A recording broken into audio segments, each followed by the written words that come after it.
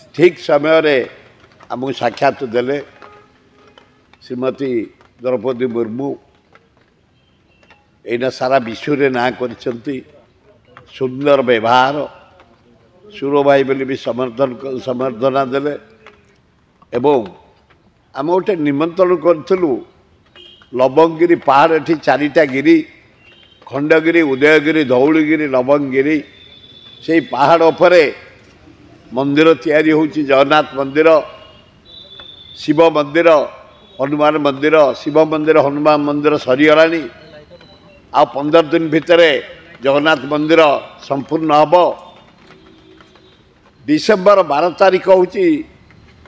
मुक्तिमंडप अनुसार शुभ उद्घाटन दिवस से दिन 3टा बेले महामयी राष्ट्रपति श्रीमती द्रौपदी मुर्मू पूर्णाहुति देवाई आम निमंत्रण करूँ से विचार करी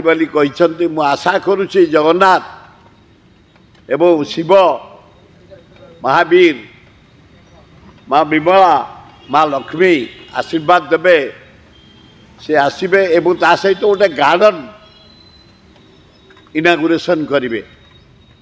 बोली मोर पूर्ण विश्वास कारण आम निष्ठापर भाव सब मंदिर तैयारी कर बगीचा को करूँ से निष्ठापर भाव जगन्नाथ आशीर्वाद देवे द्रौपदी मुर्मू आसी मंदिर पूर्णाहुति घी देवे द्वितीय रेलवे मंत्री को पाखु गलु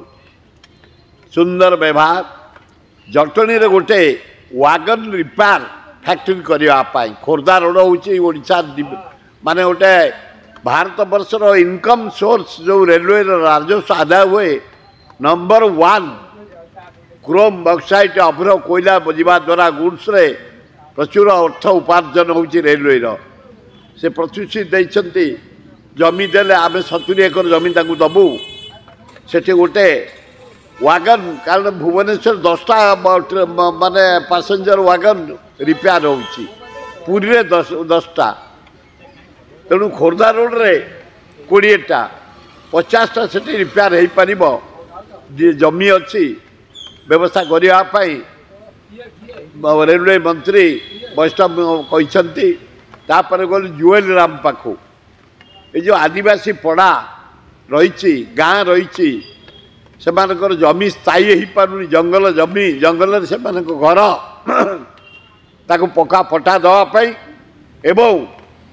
जो सहर शबर सहर को अलाउ करदे आदिवासी बेली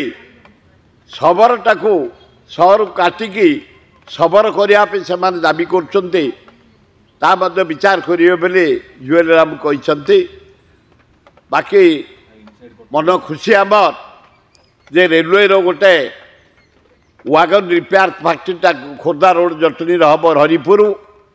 आदिवासी माने पट्टा पाई पारे जुएल राम कहते धन्यवाद तेणु आमे जीवाटा खूब सफल है।